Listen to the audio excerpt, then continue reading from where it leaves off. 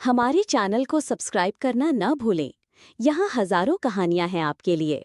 आजकल सगाई में सभी डायमंड की रिंग पहनाते हैं। इसमें क्या है? जानवी ने लापरवाही से कहा, तुम नहीं जानती, हमारा ज्वेलरी का कारोबार है। इसकी कीमत कितनी है कि तुम सोच भी नहीं सकती। अभी न्यू कलेक्शन लॉन्च हुआ है, एक टॉप ज्वेलरी ब्रांड का। हमारे यहाँ भी इसकी कॉपी बन रही है। अगर कॉपी की कीमत इतनी है तो ओरिजिनल की कितनी होगी? रेणुका कहने लगी, तुम्हारे कड़े भी बहुत खूबसूरत हैं। हमारे जीजू कौन हैं? किसके साथ सगाई की तुमने? वो आपस में बातें कर रही थीं। तभी उस कैफे में एक आदमी, जिसके चेहरे पर मास्क था और आंखों में गॉगल्स लगे हुए थे, आया। मेरी गाड़ी खराब हो गई है, मैं इंटरनेशनल कैफे में बैठा हूँ, वहीं पर गाड़ी भेज दो। उस आदमी ने वहां चेयर पर बैठते ही किसी को फोन पर कहा। उसने अपनी गॉगल्स उतार कर टेबल पर रख दी थीं, लेकिन अपने चेहरे का मास्क नहीं उतारा था। असल में जयराज सिंघानिया अपने किसी काम की वजह से अकेले ही गाड़ी उठाकर आया था। उसके साथ न तो ड्राइवर था, न ही उसकी सिक्योरिटी। उसकी गाड़ी खराब हो गई थी। वो चेहरे पर मास्क लगाए हुए कैफे में आकर बैठ गया था। वो अपनी सिक्योरिटी की वजह से कहीं अकेले आने जाने में काफी सावधान रहता था। तभी वेटर उसके पास आया। उसने कॉफी ऑर्डर की और अपने फोन को देखने लगा। तभी उसका ध्यान पीछे बातें कर रही लड़कियों की तरफ गया, क्योंकि उनमें से किसी लड़की ने जयराज सिंघानिया कहा था। वो उनकी बातें ध्यान से सुनने लगा। उसका नाम क्या है, ये तो बताओ, और कैसे दिखते हैं? जयराज सिंघानिया नाम है उसका, जानवी ने बताया। वो कैसा दिखता है मुझे नहीं पता। तुमने बिना देखे सगाई कर ली? प्रीति ने हैरानी से कहा। तुम ऐसा कैसे कर सकती हो? हो सकता है वो हैंडसम ना हो, कोई काला कलूटा हुआ तो। रेणुका ने कहा। ऐसा भी तो हो सकता है कि वो बहुत हैंडसम हो, प्रीति ने कहा। पता है तुम लोगों को, जब मेरे रिश्ते की बात चली, एक मल्टी बिलियनियर का रिश्ता मेरे लिए आया है और उसकी माँ और डैड की ख्वाहिश है कि वो मुझे बहू बनाना चाहते हैं। मैं तो हैरान रह गई। कौन है जो मेरा दीवाना बना हुआ है? किसको मुझसे प्यार हो गया, जिसने अपने मॉम डैड को मेरे घर भेजा? उसकी बातें सुनकर जयराज काफी हैरान हो रहा था। ये लड़की कितना झूठ बोल रही है। इस लड़की के साथ मेरे मॉम डैड मेरी शादी करना चाहते हैं। उसे जानवी की बात सुनने के बाद उससे नफरत महसूस होने लगी। मैं तो इतनी शॉकिंग थी कि मेरे साथ सचमुच ऐसा हो सकता है, जानवी ने कहा। तुम्हारे साथ ऐसा क्यों नहीं हो सकता? इतनी खूबसूरत और प्यारी हो, रेणुका ने कहा। मेरी पूरी बात तो सुनो, जानवी ने रेणुका को टोका। अब जय का पूरा ध्यान जानवी की बातों पर था। जय की पीठ उन लड़कियों की तरफ थी। मगर मैं तब रिलैक्स हुई जब मुझे पता चला वो एक 32 साल का तलाकशुदा आदमी है, जिसका 5 साल का बेटा है। क्योंकि नॉर्मल चीज मेरी लाइफ में नहीं हो सकती। तुम लोगों को अच्छे से पता है, नॉर्मल चीजें तो मेरे साथ हो नहीं सकती। तुमने मना क्यों नहीं किया? तुम सिर्फ 19 साल की हो, अभी सेकेंड ईयर के एग्जाम दिए हैं, अभी फाइनल में जा रही हो, तो तुम इतने बड़े आदमी के साथ शादी क्यों कर रही हो? माना उस आदमी को पसंद आ गई हो, इसका मतलब ये तो नहीं कि तुम उसके साथ शादी के लिए तैयार हो जाओगी, रेणुका ने गुस्से से कहा। सिर्फ उसने तुम्हें पसंद कर लिया इसलिए? किसने कहा तुम्हें कि मुझे किसी ने पसंद किया है? ये प्यार, पसंद, रिस्पेक्ट, ये 3 शब्द क्या तुम्हें लगता है मेरी किस्मत में हैं? मॉम डैड के सुसाइड के साथ ही मेरी जिंदगी में ऐसी चीजों ने भी सुसाइड कर लिया, जानवी ने हंसते हुए कहा। अगर उसे कोई दिलचस्पी होती मेरे साथ शादी में तो खुद आता, एक बार मिलता मुझे। उसकी माँ ने कंगन और अंगूठी पहना दी। अब इतनी बेवकूफ तो नहीं हूँ कि ये सब नहीं समझती। शायद उसकी फैमिली उसकी शादी करना चाहती है और उसके मॉम डैड मुझे बचपन से जानते हैं। फिर दादाजी की बीमार रहते हैं, मेरी जिम्मेदारी उन पर है। उनका मरना भी मुश्किल कर दिया है मैंने। उनके मरने के लिए रास्ता क्लियर कर दिया कि वो चैन से मर सकें। उनकी जान भी मुझ में ही अटकी हुई है। ये क्या है? रेणुका ने उसे कहा।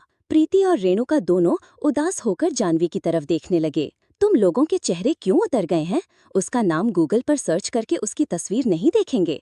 आखिर इतना बड़ा बिजनेसमैन है, उसकी पिक्चर्स तो जरूर होंगी। मैं तो सगाई के बाद सीधा तुम लोगों के पास आ गई। सोचा तुम लोगों के साथ देखूंगी और तुम लोग इतनी उदास हो गई। जानवी अपना फोन निकालती है। ये तेरे फोन की स्क्रीन कैसे टूट गई?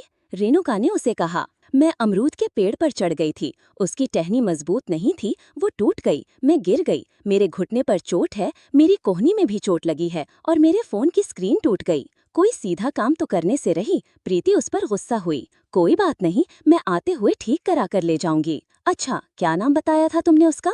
रेणुका ने उससे पूछा। जयराज सिंघानिया, जानवी ने कहा। जैसे ही रेणुका गूगल पर जयराज सिंघानिया लिखती है, जय की बहुत सारी पिक्चर्स शो होने लगती हैं। हमारे चैनल को सब्सक्राइब करना न भूलें। यहाँ हजारों कहानियां हैं आपके लिए। जानवी ने अपना फोन निकाला। ये तेरे फोन की स्क्रीन कैसे टूट गई? रेणुका ने कहा। मैं अमरूद के पेड़ पर चढ़ गई थी। उसकी टहनी मजबूत नहीं थी, वो टूट गई। मैं गिर गई। मेरे घुटने पर चोट है, मेरी कोहनी में भी चोट लगी है और मेरे फोन की स्क्रीन टूट गई। कोई सीधा काम तो करने से रही। प्रीति उस पर गुस्सा हुई। कोई बात नहीं, मैं आते हुए ठीक करा कर ले जाऊंगी। अच्छा, क्या नाम बताया था तुमने उसका? रेणुका ने पूछा। जयराज सिंघानिया, जानवी ने कहा। जैसे ही रेणुका ने गूगल पर जयराज सिंघानिया लिखा, जय की बहुत सारी तस्वीरें दिखाई देने लगीं। तीनों ने ध्यान से देखना शुरू कर दिया। अरे यार, ये तो बहुत हैंडसम है और इसकी उम्र भी कम लग रही है। तुम कह रही हो 32 साल का है? प्रीति ने कहा। कहीं से उसकी पुरानी तस्वीर ना हो, इन पिक्चर्स की डेट चेक करो, जानवी ने कहा। ये देखो, ये तो कितने साल पुरानी तस्वीरें हैं। उसकी नई तस्वीर खोलकर देखो। प्रीति ने उन तस्वीरों में से एक तस्वीर पर क्लिक किया। ये तस्वीर अब किसी इवेंट की ली हुई है। इसकी दाढ़ी और मूछें कितनी बड़ी बड़ी हैं, रेणुका ने कहा। वैसे हैंडसम तो बहुत है, कोई शक नहीं। इसके एब्स देखो, शर्ट में भी दिखाई दे रहे हैं। और इसके गर्दन की नसें देखी कैसी खड़ी हैं, और बाजू की भी। पता है, ऐसे आदमी बहुत हॉट और अट्रैक्टिव लगते हैं, प्रीति ने कहा। हॉट तो वो है, मगर जानवी इससे कितनी छोटी है। अब दोनों सहेलियों ने जानवी की चिंता करना शुरू कर दिया। तुम लोग क्यों स्ट्रेस लेते हो? छोड़ो इस बात को, अब हमें चलना चाहिए। जयराज सिंघानिया उनकी बातें सुन रहा था। उसने मास्क उतारा, अपनी कॉफी खत्म की और फिर से मास्क लगा लिया। तभी उसे एक आदमी का फोन आया कि बाहर गाड़ी आ चुकी है। वो अपनी जगह से खड़ा हुआ। उसने उन लड़कियों की तरफ देखने की कोशिश की। सामने वाली दो लड़कियों का चेहरा तो दिखाई दे रहा था, मगर जिस लड़की को वो देखना चाहता था, उसकी पीठ दिख रही थी। वो चाहकर भी जानवी को नहीं देख पाया। फिर जय को जाना था तो वो चला गया, मगर उसे जानवी में दिलचस्पी जरूर होने लगी थी। तीनों सहेलियां बैठी हुई अभी भी बात कर रही थीं। तभी रेणुका के फोन पर उसके भाई का फोन आया। हाँ कहो भाई, उसने कहा। मेरा एक काम है, तुम्हें करना है। हाँ कहिए। मैं तुम्हें एक ज्वेलरी का सेट भेज रहा हूँ। वो किसी होटल में किसी मॉडल को देना है। उसको वो सेट देते हुए तुम एक वीडियो और फोटो खींच लेना, ताकि हम अपनी पेज पर एडवर्टाइजमेंट कर सकें। इसीलिए मैं तुम्हें भेज रहा हूँ। मुझे पता है तुम इस काम में माहिर हो। फिक्र मत करो भाई, इस काम में तो मैं माहिर हूँ, पता है। मैं तुम्हें होटल का एड्रेस और उसका रूम नंबर सेंड करता हूँ। तुम जाकर रिसेप्शन पर बात कर लेना, उसके भाई ने कहा। बोलो, मेरे साथ चलोगी तुम दोनों? रेणुका ने कहा। इतनी फेमस मॉडल से मिलने का मौका है। बिल्कुल चलेंगे। इतनी फेमस मॉडल है, सुना है उसकी फिल्म भी आ रही है। तीनों सहेलियां साथ में जाने के लिए वहां से बाहर आ गईं। रेणुका के पास अपनी गाड़ी थी तो वे रेणुका की गाड़ी में ही जाने लगीं। होटल के काउंटर पर जाकर वे दिशा खन्ना के बारे में पूछती हैं। होटल के रिसेप्शनिस्ट दिशा खन्ना से फोन करके उसके गेस्ट के बारे में बताती है और उसे कमरे में ही भेजने को कह देती है। वो एक वेटर को साथ में उन्हें कमरे तक छोड़ने को भेज देती है, क्योंकि वे प्राइवेट गेस्ट थे और हर किसी को वहां पर जाने की इजाजत नहीं थी। देखिए, मैं आप तीन लोग नहीं जा सकती, एक यहाँ रुक जाइए। प्रीति रुक गई। जानवी और रेणुका दोनों चली गईं। उनके दरवाजे पर दस्तक देने से दिशा खन्ना दरवाजा खोलती हैं। उन्हें देखकर रेणुका और जानवी खुश हो जाती हैं। मैं जोड़ा ज्वेलर्स की तरफ से आई हूँ, रेणुका ने कहा। दिशा ज्वेलरी बॉक्स खोलकर देखती है। डायमंड का बहुत खूबसूरत नेकलेस था। मैं आपकी बहुत बड़ी फैन हूँ। आप इतनी सुंदर हैं, असल में तो आप उससे भी ज्यादा सुंदर दिखती हैं, जानवी ने कहा। क्या ज्वेलरी देते हुए एक तस्वीर खींच सकती हूँ? हमारे स्टोर के लिए काम आएगी, रेणुका ने कहा। बिल्कुल, दिशा ने कहा। तभी एकदम से कमरे के बाथरूम का दरवाजा खुलता है। उसमें से एक आदमी बाहर आता है। उसे देखकर जानवी और रेणुका एक दूसरे की तरफ हैरानी से देखती हैं। जयराज, आप भी आ जाओ ना हमारी तस्वीर में, आप ही ने तो मुझे ये गिफ्ट किया है। जानवी के चेहरे का रंग उड़ गया था और साथ में रेणुका का भी। जयराज अभी तक साइड पर खड़ी लड़कियों की तरफ नहीं देख रहा था। मैं गिफ्ट देता हूँ सबको बताने के लिए थोड़ी कि मैं तुम्हें गिफ्ट दे रहा हूँ, जयराज ने मना किया। प्लीज डार्लिंग, आ जाओ, मास्क लगा लो, हर तरफ मेरे मिस्ट्री मैन की चर्चा होने लगेगी, दिशा ने हंसकर कहा। तुम्हें गिफ्ट पसंद है तो बात खत्म, उसने साफ साफ तस्वीर खिंचाने से मना कर दिया। क्या जय डार्लिंग, तुम मास्क लगा लो। तभी जय की नजर साइड में खड़ी लड़कियों पर जाती है। अब हम चलते हैं, रेणुका ने कहा। वो जानवी का हाथ खींचकर उसे बाहर ले आई। जय ने रेणुका को पहचान लिया। ये वही कैफे वाली लड़की थी। हमारे चैनल को सब्सक्राइब करना न भूलें। यहाँ हजारों कहानियां हैं आपके लिए। तुम्हें गिफ्ट पसंद है तो बात खत्म। उसने साफ साफ तस्वीर खींचने से मना कर दिया। क्या जय डार्लिंग, तुम मास्क लगा लो। तभी जय की नजर साइड में खड़ी लड़कियों पर गई। अब हम चलते हैं, रेणुका ने कहा। वो जानवी का हाथ खींचकर उसे बाहर ले आई। जय ने रेणुका को पहचान लिया। ये वही कैफे वाली लड़की थी। उसके साथ जो लड़की थी, जय उसे पहली बार देख रहा था। जब जानवी चेयर पर बैठी हुई थी तो उसने जानवी के कपड़ों की तरफ भी ध्यान नहीं दिया था। क्या साथ में जानवी थी? जय ने अपने आप से कहा। ये लड़कियां तो ऐसे ही चली गईं, दिशा ने कहा। तस्वीर खींचने को कह रही थीं, लगता है आपको देखकर डर गईं। ठीक है, मैं भी चलता हूँ, जय ने कहा। मगर तुम तो अभी आए थे, अभी तो हमने प्यार भी नहीं किया। तुमने तो मुझे अपना गिफ्ट दे दिया, अभी मुझे भी तो खुश करने दो। उसने जय के गले में अपनी बाहें डाल दीं। मेरा मूड नहीं है। उसने एकदम से अपने गले से दिशा की बाहें निकालीं। दिशा ने वापस उसके गले में अपनी बाहें डाल दीं। जय डार्लिंग, उसने कहा। अब दिशा की हरकत से जय को गुस्सा आ गया। उसने दिशा की बाहों को फिर अपने गले से निकाला और उसे बेड पर धक्का दे दिया। अपनी लिमिट में रहो, वो गुस्से से बोला। बिना दिशा की तरफ देखे उसने अपना मास्क और गॉगल्स साइड टेबल से उठाए और कमरे से बाहर निकल गया। उन लड़कियों ने एक लिफ्ट ली थी तो वो दूसरी लिफ्ट से नीचे जाने लगा। जब तक वो हॉल में पहुंचा, लड़कियां हॉल में नहीं थीं।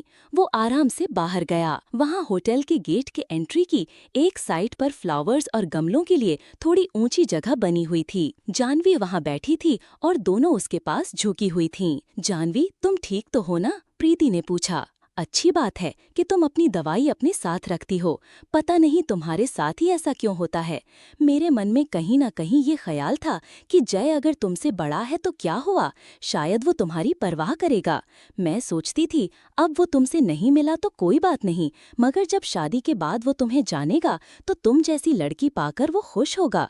उसकी लाइफ में तुम्हारी इम्पोर्टेंस होगी। शायद तुम्हारी दवाइयाँ भी छूट जाएंगी। रेणुका ने कहा। तुम क्यों फिक्र करती हो यार, मैं बिल्कुल ठीक हूँ। जानवी वहाँ से खड़ी हो गई। अब जाकर तुम कह देना और बता देना। कोई जरूरत नहीं है उससे शादी करने की, प्रीति ने कहा। बिल्कुल, अब तो गुंजाइश की कोई बात ही नहीं है कि तुम मुझसे शादी करो। अपने दादाजी को सारी बात बता देना, रेणुका ने कहा। तुम लोग अच्छे से जानती हो ऐसा नहीं हो सकता। मैं शादी के लिए मना नहीं कर सकता। मगर क्यों? उसके दोनों सहेलियां गुस्से में थीं। इस बात से अनजान होटल के दरवाजे पर खड़ा जय उनकी बातें सुन रहा था। जिंदगी में मैंने दादाजी को मेरे लिए पहली बार इतना रिलैक्स देखा है।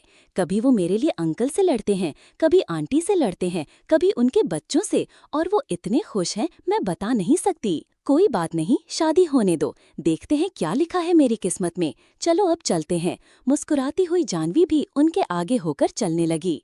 वो तीनों वहां से चली गईं। जय भी उनके बाद पार्किंग एरिया में गया और अपनी गाड़ी में बैठा। जानवी शाम को घर पहुंची।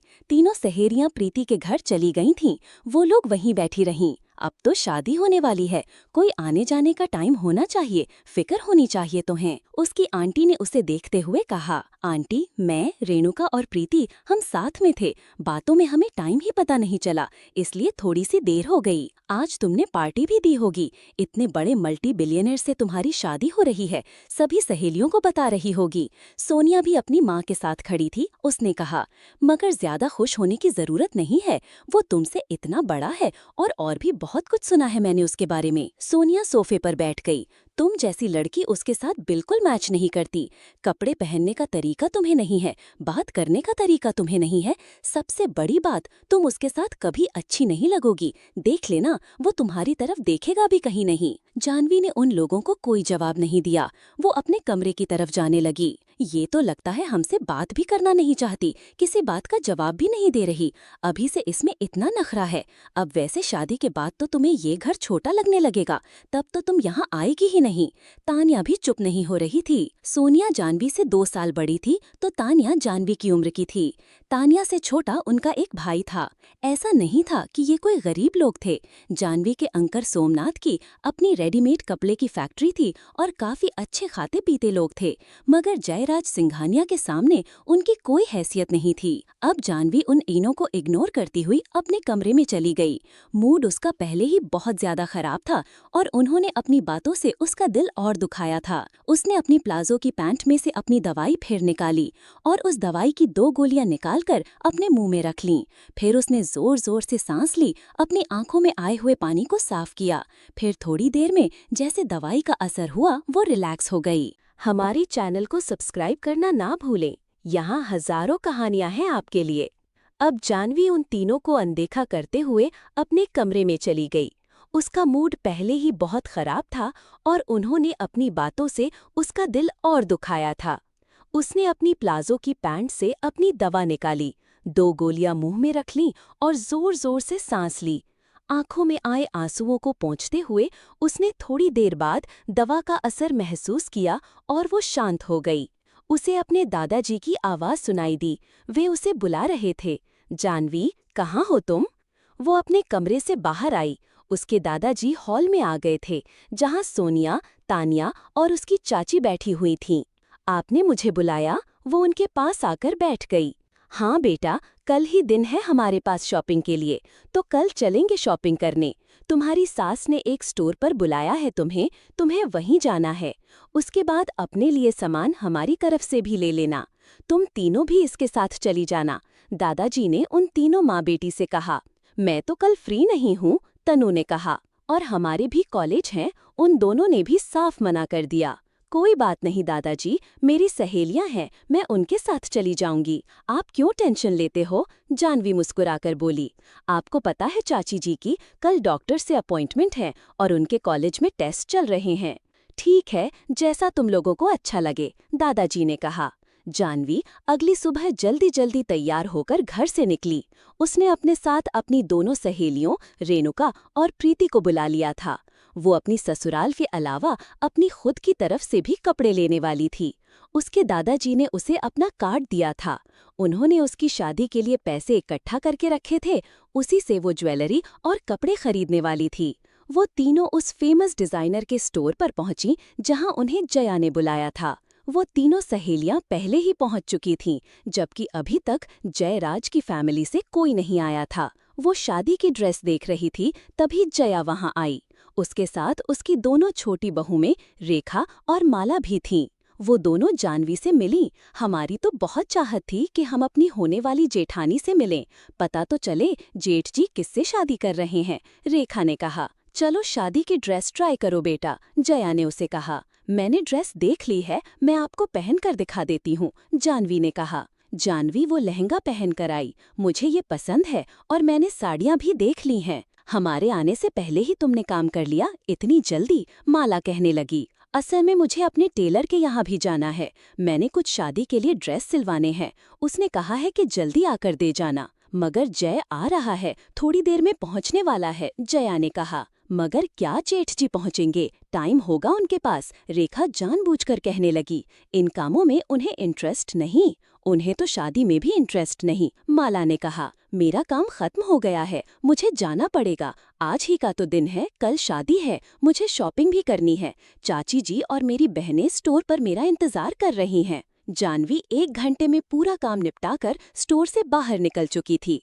रेखा और माला हैरानी से उसे देख रही थीं। तुमने झूठ क्यों बोला? कौन तुम्हारा इंतजार कर रहा है? प्रीति ने कहा। मैं जय के सामने नहीं आना चाहती थी, इसलिए जरूरी था वहाँ से निकलना। और जब कल शादी होगी तब क्या करोगी? और तुम क्यों भाग रही हो? भागना तो उसको चाहिए जिसने गलती की है, तुमने क्या किया? देखो प्लीज, मैं पहले ही सुबह से 2 बार दवा खा चुकी हूँ, मुझे स्ट्रेस मत दो। वो दोनों क्या कम थीं जो अब तुम शुरू हो गईं। जानवी पहले घर से परेशान होकर आई थी, फिर वो रेखा और माला की वजह से परेशान हुई। तो कैसे रहोगी तुम उसे घर में? तुम्हारी देवरानियां तो बहुत बोलती हैं, रेणुका ने कहा। बिल्कुल सोनिया तानिया जैसी लगी मुझे, प्रीति ने कहा। देखा जाएगा जो होगा, अभी मुझे शॉपिंग करनी है, चलें। वो तीनों चली गईं।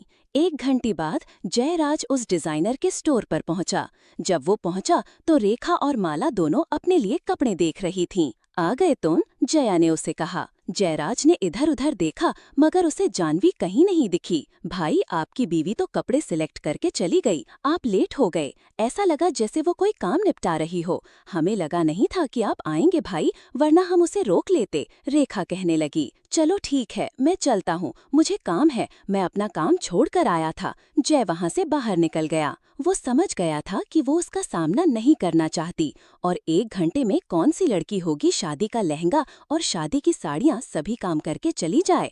उसे शादी में कोई इंटरेस्ट नहीं, वैसे भी वो उनकी बातें सुन चुका था। चलो, अच्छी बात है, तुम अपने आप को मानसिक तौर पर खुद ही तैयार कर रही हो हालात के लिए।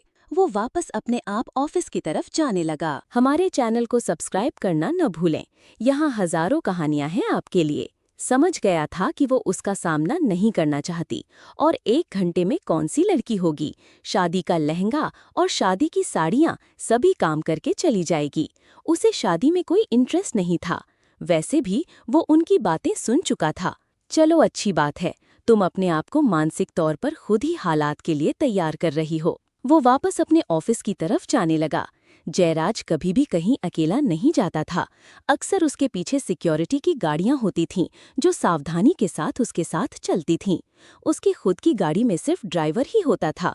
वो अभी ऑफिस पहुंचा ही था कि उसका असिस्टेंट बताने लगा, सर, उस होटल वाली पार्टी के साथ अग्रीमेंट साइन करना है, उसके लिए वो आपसे होटल में मिलना चाहते हैं। यहीं ऑफिस में बुला लेते, जयराज ने कहा। मैंने कहा था, मगर उन्होंने कहा कि उन्हें वो होटल बहुत पसंद है, उनका खुद का होटल है, तो वहीं पर बात करेंगे। ठीक है। जयराज फिर बाहर होटल जाने के लिए निकल गया। जय होटल की पार्किंग से पहले ही होटल के आगे गाड़ी से उतर गया। उसने ड्राइवर को गाड़ी पार्किंग में लगाने के लिए कहा और खुद अंदर जाने लगा। थोड़ी ही देर में उसका डील का काम खत्म हो गया।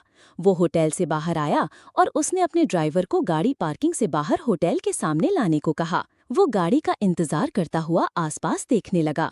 रोड क्रॉस करने के बाद सामने कुछ खाने पीने के सामान की स्टॉल लगी हुई थीं। वो तीनों सहेलियां वहीं पर खड़ी हुई गोलगप्पे खा रही थीं। इस लड़की के पास लहंगा सिलेक्ट करने के लिए तो टाइम नहीं है, सड़क पर खड़े होकर गोलगप्पे खा सकती हैं। तभी उसकी गाड़ी आ गई। जय का पूरा ध्यान उन तीनों लड़कियों पर ही था।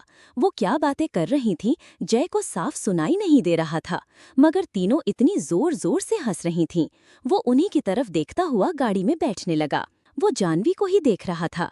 जानवी ने हंसते हुए जैसे ही मुंह में पानी पूरी का पीस रखा, उसे खांसी आई और जो उसने पानी पूरी का पीस डाला था वो उसकी खांसी के साथ बाहर आ गया। मगर उसकी खांसते हुए भी हंसी बंद नहीं हो रही थी और वो दोनों लड़कियां भी उसके साथ हंस रही थीं। अब वो अपनी पानी पूरी खाना छोड़कर उसकी पीठ सहलाने लगीं। वो समझता था कि ये तीनों सहेलियां एक दूसरे के लिए बहुत खास हैं। वो अभी भी उनकी तरफ देख रहा था। जयराज अपने असिस्टेंट की वेट कर रहा था, जो कि अंदर से कोई डॉक्यूमेंट लेकर आ रहा था। जानवी ने पानी पिया। खांसी की वजह से उसकी आंखों में पानी था। उसने आंखें साफ की, मगर इस बुरी कंडीशन में भी उसकी हंसी नहीं रुक रही थी। उसकी इस हालात पर जयराज को पहले थोड़ा अजीब लगा, फिर वो मुस्कुराया। इसके बारे में उसे खुद भी पता नहीं था। उसके असिस्टेंट ने गाड़ी में बैठते हुए कहा, चलिए सर। जयराज, जिसका पूरा ध्यान जानवी की तरफ था, एकदम से होश में आया। हाँ, चलो। असिस्टेंट भी बाहर देखने की कोशिश करने लगा कि आखिर क्या था जिस वजह से जयराज उसे इतनी देर वेट करने के बाद भी गुस्सा नहीं हुआ था और वो मुस्कुरा भी रहा था। वो लोग वहां से निकल गए थे। जयराज के फोन पर घर से फोन आने लगा।